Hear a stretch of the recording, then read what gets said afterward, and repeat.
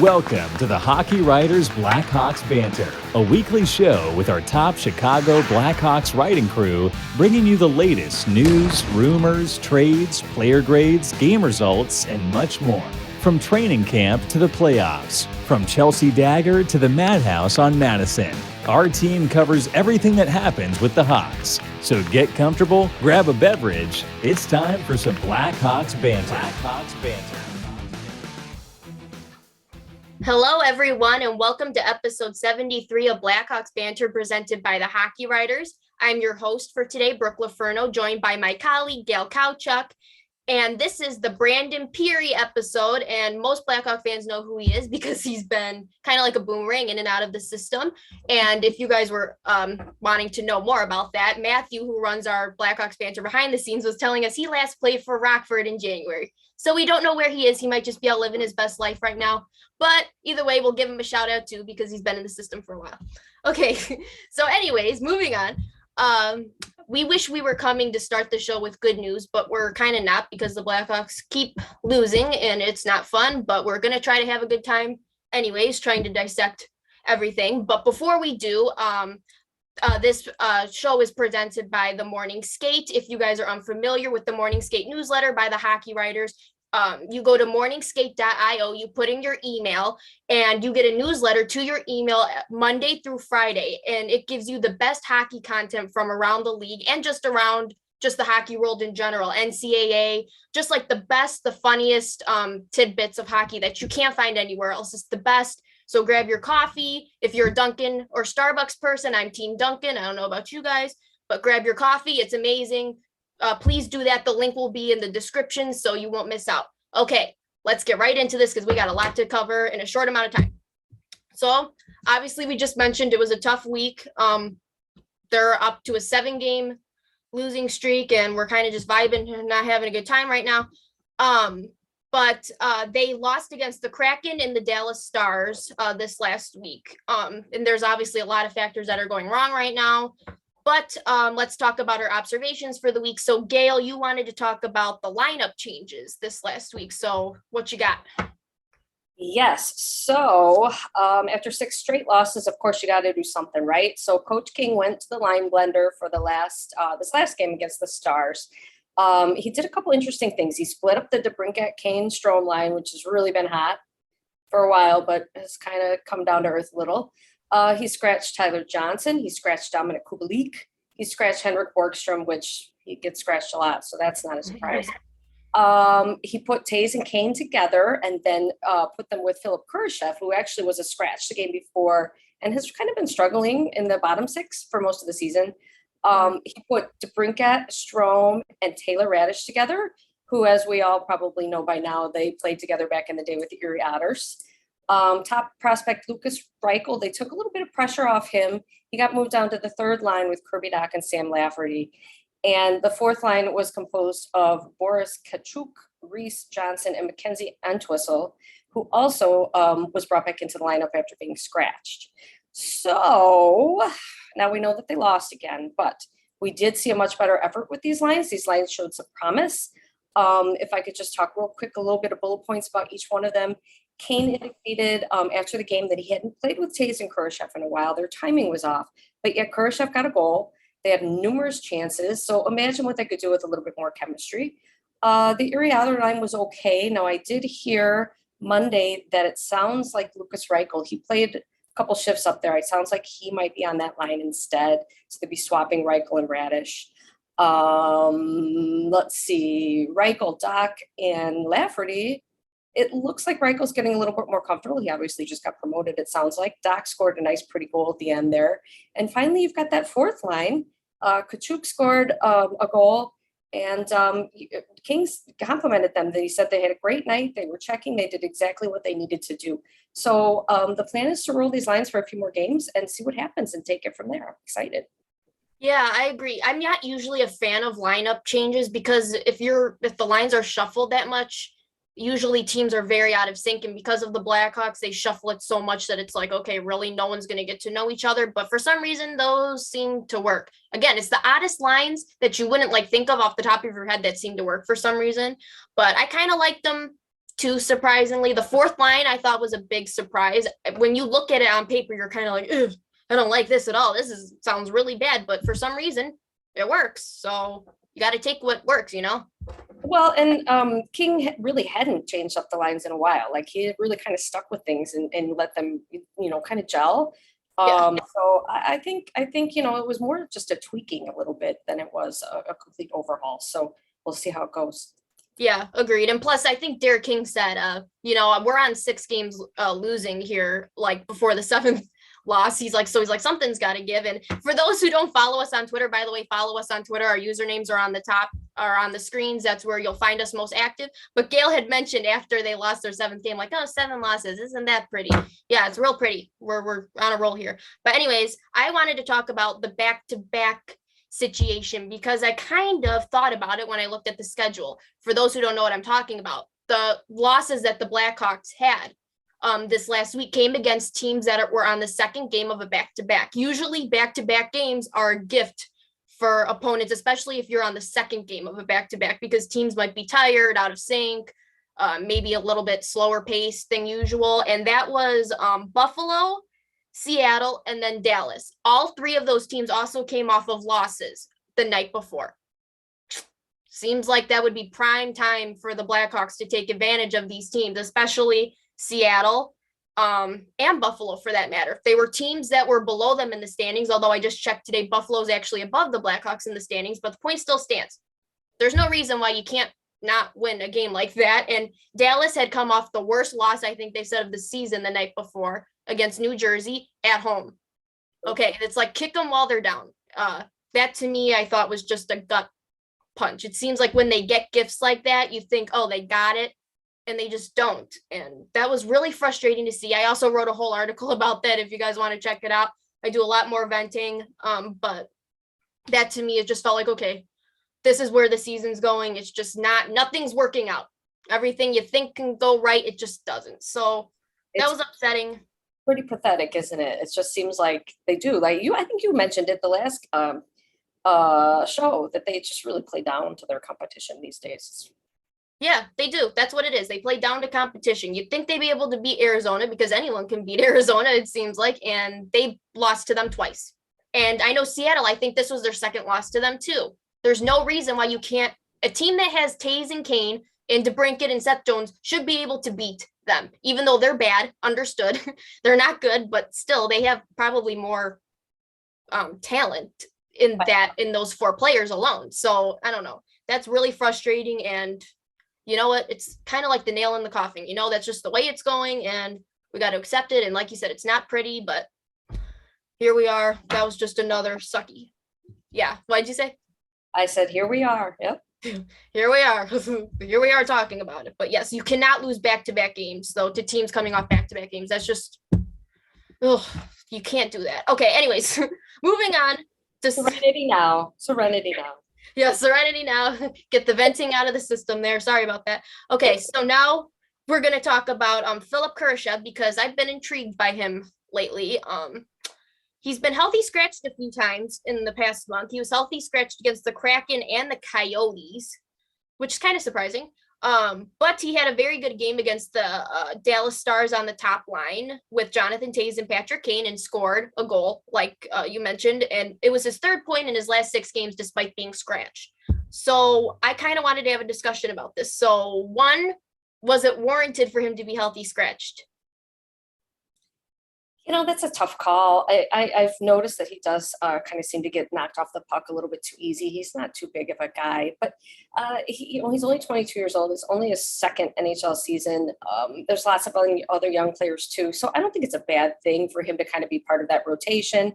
It might be good sometimes to sit out and to kind of evaluate your play instead of having to play and watching video or kind of watching it from up above and seeing the play unfold without actually being out on the ice. So I think it's part of the rotation, and I think that's probably good for all of them. Yeah, I agree with that. I didn't like seeing him scratch that much, only because you just want to see your young players play, especially him, who had so much kind of he had such great vibes around him going into the season. Everyone was excited about what he could do this season, but I understood that it seemed like he was kind of flopping no matter where he was at. It just seemed like it just wasn't meshing for him. So I understand that sometimes you just need a reset. And we talked about this with Kubalik too. It seems like every time he gets healthy scratch, the day after he gets the message and he scores a goal. He did that after he got scratched before against Winnipeg. He came up the next day and scored a goal. So who knows? Maybe that does work for him sometimes, and maybe you just need that time off. But I don't always like it, but at least King is fair. He doesn't just scratch Kurashev. You know, he has scratched Kubalik and Tyler Johnson and Twistle. Like, at least he's not just singling him out. So it's more like you got to earn it, I guess, under King. And that's what I guess you want to see too. You want to see people earn it. But I'm glad to see that he was able to at least have a good game. And then I guess that kind of brings me into my next question about, has he found, do you think, a role on the top line with Toews and Kane? Because he did score a goal there, and he usually was on the third and fourth line, usually. But Yeah, you do. You bring up a good point there, and that was kind of, you said that you were kind of bothered you that he was healthy scratch so much. To me, I'm more bothered with the fact that he's being asked to play a fourth line role when really that's not what he should be doing. Coach King actually said this. It'll be yesterday by the time this airs after the practice. He said ideally he would be a top six player. Like he's almost kind of like a Dylan Strome, where he he's complementary to the skilled players and he plays a skilled game and he thinks the game smart. So really ideally he should be part of the top six. And we saw him do that. We saw him look good on the top line with Toews and Kane. I think that he's going to get a few more chances there. We'll see. There's 10 games left. So yeah, I actually agreed with what King was saying, but part of me is like, I don't know if he showed he's a top six player yet, and that's not a knock on him. It's just kind of the way it is right now. He probably will be at some point, but right now, I don't think he's kind of shown that this season. It's just been a tough year for him. But I am okay with him staying on the top line. If he scored a goal and that seemed to be working, then keep it that way. Let's see what that can do, because like you said, maybe that was the missing link all along. Maybe he just needed a top six role to kind of get him going. So we'll see. And I like Kurashev a lot, actually. I was actually impressed with him. He really, when he played against the Stars, he looked like he was a man on a mission. Just the eye test, he was chasing it. He's restricted free agent. He's playing for a contract, and I think that he wants to keep that spot, and he wants to show that he can contribute. So hopefully that will continue. He was very noticeable. I will give him that. He was one of the players that I think was the most noticeable, which again, you don't really want to see. Like, you want to see your top players be noticeable. Like, if those, but you know what? Happy for him, because he needed that. He needed that for confidence wise, and it was good to see. So I hope he has more good games. So that brings us into our player shoutouts. I think I would have said Kurashev, but we already talked about him already, so we're going to go a different direction here.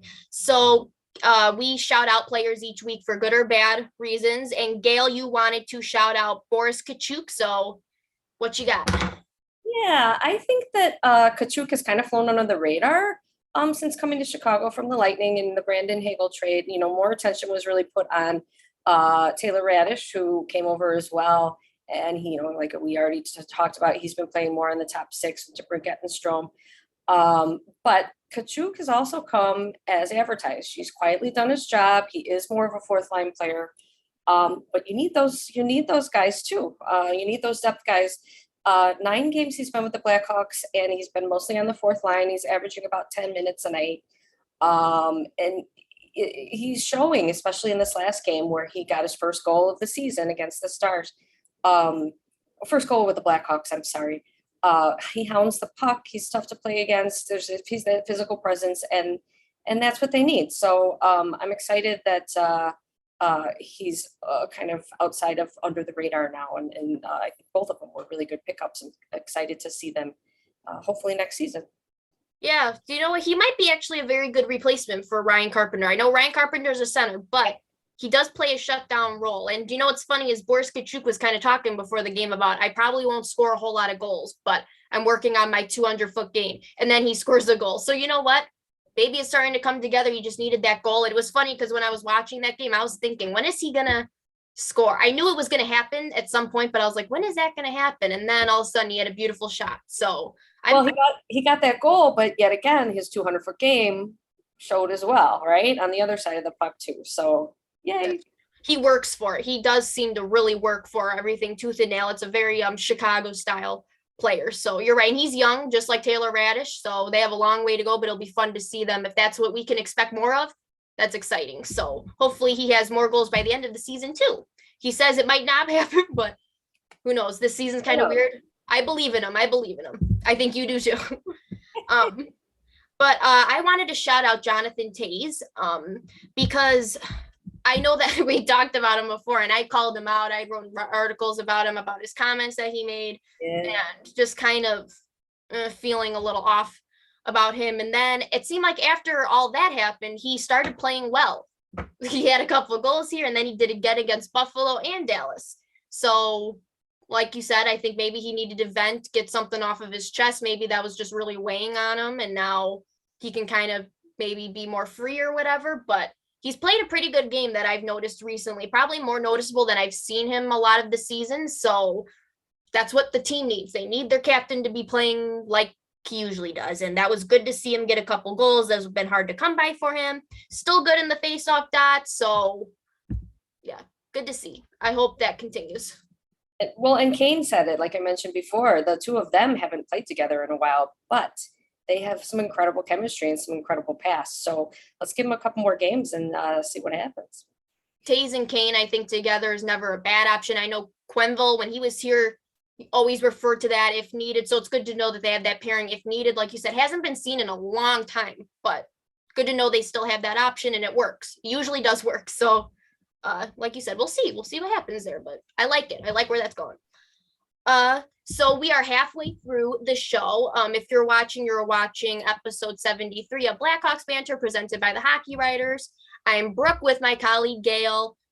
Be sure to follow us on Twitter. Our usernames are right here up on the screen. Be sure to like, follow and subscribe to our YouTube channel so you never miss an episode. And please sign up for Morning Skate, our Morning Skate newsletter. The link will be in the description, morningskate.io, where you'll get a newsletter to your email Monday through Friday of all the best hockey content around the league and around the hockey world. So don't miss out on that. Now we'll get right back into everything, and we have to talk about Lukas Reichel. We have to. He was obviously, we just have to. He was recalled from Rockford on April 5th and played against the Kraken and Dallas. He had 4 shots and 2 scoring chances, so 1 in each game, while averaging over 13 minutes of ice time in those 2 games. So let's talk about what we saw. What have you noticed from Reichel in these last 2 games? I think it's a process. He didn't look as good the first game, but then he seemed like he was a lot more comfortable against the Stars, more confident in the offensive zone.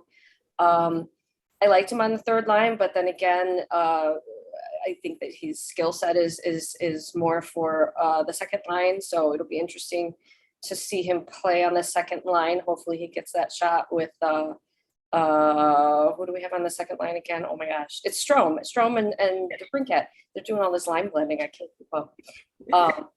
But yeah, I just think it's a process, and I think that we see that progression, and that's kind of cool. Yeah. What I kind of noticed was when he was first recalled earlier in the season, he had like shifts where he was noticeable and then games where he kind of wasn't. And that wasn't a bad thing because obviously he needs time to adjust. So it wasn't a bad thing. It was just like, that's kind of the way it was. But I thought the last 2 games, he's been a lot more noticeable, and maybe he kind of needed those few games at first to kind of feel, at least get his feet wet in that sense. And now he's looking more noticeable. We still don't know like what his ceiling will be, what things will end up being for him, but he has looked very good on that second line. So I am excited to see how that progresses even in 10 games. But I think he brings a lot of excitement, even more so than people maybe expected these last 2 games. So that's exciting to see. So I guess that brings us into our next topic of, is he deserving of an extended stay with the Blackhawks? I know there's been talk about he might not stay here. He might go back to Rockford because they're in a playoff push. But you never know with this team. So what do you think? Should he get an extended stay? Well, it all depends upon what the Hawks want to do with him. I know they had talked about that they're not really too concerned about it, because if they burn his contract, then he would likely sign a bridge deal for a second contract. And maybe they could pay him less in that respect. But then if they don't burn his contract, then it's up, and they might have to pay him more. Yeah, there's options either way. It will be interesting to see what they will do He's already played 7 games. They've already basically said he's going to play in Tuesday night's game. We'll know. I guess we'll know by the Nashville game on Saturday, because that would be his 10th game, whether they are going to burn that contract or keep him around. Yeah. To be honest, I do think he's deserving of an extended stay. And this is very hard for me to kind of rationalize, because I know he's needed in Rockford for their playoff push. They're right there, although they have won their last couple of games even without him, even though he's their leading goal scorer, which is great to see. But I know they have 10 games left. Maybe give him at least half, maybe, and then see where that goes. But like you said, he could maybe start dipping, and then that'll be more clear. Or maybe if he continues on this path, it might be a no-brainer. But I think he's deserving of an extended stay for now. That might change, but I don't mind the idea. From what I understand, they're winning games at Rockford without him. They're in a good position. And I'm pretty sure that their playoff run would not really start until the Blackhawks season is over. So you could potentially have Reichel finish out the season and then go for the playoffs. Yeah, that's awesome. a good position. Yeah, that's a good position to be in too, because he gets more playing time. He gets playing time here, he gets playing time there. He's getting the experience, and you know what? And he'll be going back to a winning team too if Rockford stays on this path. So we'll see. But yeah, let us know your guys' thoughts, Blackhawk fans. Let us know if you want Reichel to stay, go. Let us know, because we want to hear it. We want to hear everything. So we're getting towards the end of our show, so we're gonna do the shootout round. Obviously quick fire questions, 5 questions. Obviously we'll try to be better in the shootout round than the Blackhawks usually have been. So let's get to it. First question of the shootout round. The Blackhawks face the Kings, the LA Kings, the San Jose Sharks, and the Nashville Predators this week. How many points do they get? All right. I'm going to try to be positive. I'm going to say 4 points. 2 wins. They are on the tail end of a 5-game homestand. 2 more games left. They've got to win a game at home, right? And hopefully that'll give them some momentum. So I'm going to say 2 wins.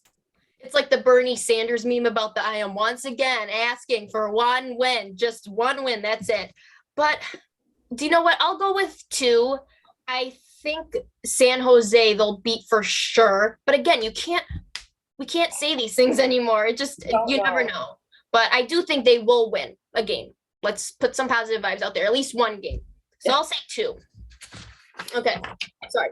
Second round of the shootout. So Lankinen struggled this week, obviously against the Stars especially. Did okay against the Kraken, but the Stars especially.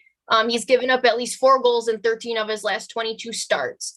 Now, Derek King said that Delia will play against the Kings this week. But do you expect to see Lankinen even against San Jose or Nashville? Do you expect to see him a lot this week?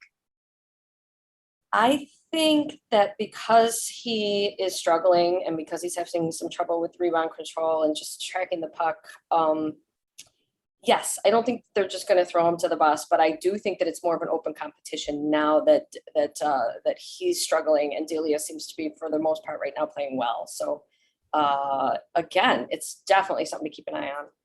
Yeah, I agree, but I do think we'll see Delia a couple times this week. I actually think he might get 2 of the 3. I think maybe they'll put in Lankinen against Nashville, but I do think Delia will get the brunt of the starts this week. Kind of give Lankinen a mental break here. Maybe that will help him a little bit because he's got it. We know that he's capable of being better than he has been. So maybe that's just what he needs, just a little bit of a break. Okay, so third round of the shootout. Tyler Johnson and Dominic Kubalik have been healthy scratch this past week, but obviously both of them can't continue to stay out of the lineup. So who is your choice to put in against the Kings? Again, I think that Coach King inferred that the lineup will be the same against the Kings, which to me means that Tyler Johnson and Kubalik will both be scratched. But if I had to pick somebody to get back into the lineup, sooner rather than later, I would say Tyler Johnson. And I didn't think I was going to say that, but you brought up a really good point and it made me think. I've not been happy with Kubalik's game recently. He's standing around a lot. He's not chasing the puck. He's basically waiting for the puck to come to him so he could shoot it. And Tyler Johnson is just coming back from shoulder surgery. I think he kind of deserves to be able to finish out with some games here before they go into the offseason. Yeah, I picked Tyler Johnson too, and it's nothing against Kubalik, but right now, Tyler Johnson is making over $5 million a year. You can't have a $5 million player sitting on the bench. Like it doesn't work that way. But also Tyler Johnson has gotten he's had a very unlucky season. I think he's a lot better, obviously, than what was shown, but that's because he was injured. So like you said, let him play, show what he can do. He's a 2-time Stanley Cup champion for a reason. I like him. I think he can still provide a lot, but you got to let him play. He's healthy now. Let him move in somewhere, whether it's the third line, fourth line, first line. I don't really care. Just play it. Here at this point, put him in at goaltender. I don't really care. Just put him in somewhere. Oh, maybe that's a good idea. Put him in as goalie. Maybe that will help. But yeah, I want to see some Tyler Johnson. I think Kubalik will get obviously time, but I think Tyler Johnson deserves some time too. Okay, 4th round of the shootout. Boris Katchouk, like we just talked about, scored his first goal as a Blackhawk. So who is another dark horse to score a goal this week, do you think? Obviously, he was unexpected. Who else could be an unexpected goal scorer? I am going to stick with what I said last week. I'm rooting for Calvin DeHaan to get 5 goals, and he's at 3. And with Murphy out, DeHaan, man, he's got to get his 5 goals, and then I'll be happy at the end of the season. Not a bad pick. He's still shooting the puck pretty well. He did again against Dallas. He had a couple good shots. It's like, okay, he's working for it. He might get it. My pick is going to be Mackenzie Entwistle. He's been healthy scratched a couple times, and you know what they say, it's like Philipp Kurashev. You get scratched, you have something to prove, and he went on a hot streak earlier this season, so I think he's due for a goal. He's my dark horse there. I like it. Yes, and finally, like we said, this stretch has not been pretty. We're suffering a little bit. What will you be drinking to get through the games this week? Well, that is funny that you should say that, because I have a very busy week with my day job on Monday and Tuesday. So by Tuesday night, when the Hawks game rolls around, I am going to be looking to unwind, and I'm happy to have a couple glasses of red wine. I can't wait. Oh my gosh. Blackhawk fans, let us know what you guys will be drinking. But I'm going to go. So I'm not a big drinker. But I'm kind of addicted to Pepsi. Like, it's actually a problem. Like, I have like a Pepsi addiction. So you know what? That's what I will be drinking to get through the games. Calms me down. I'm vibing. That's all I need. I need a Pepsi and a Caesar salad, and I'm good to go. That's all I need for good right? vibes. And that gives you a little bit of a caffeine kick too. You're going to need that the week after this, when we got the 2 games that are like 9:00 at night. Oh gosh, yes, I'm training. We're in training for this all season long. This is the goal. This is what we're here for. Yeah. So yes, let us know your thoughts, Blackhawk fans. Give us your shootout round predictions and anything else you want to add. We want to hear your thoughts. And with that, that is the end of Blackhawks Banter presented by the Hockey Writers. Thank you so much to our viewers who watch every week and send us sweet comments. We try to reply to all of them, but we really, truly appreciate it. And we love doing what we do. We love hearing from you guys. So once again, I'm Brooke LoFurno, with my colleague Gail Kauchak. Please follow us on Twitter. Please like, follow, and subscribe to our YouTube channel. And we'll see you next week. Go Hawks.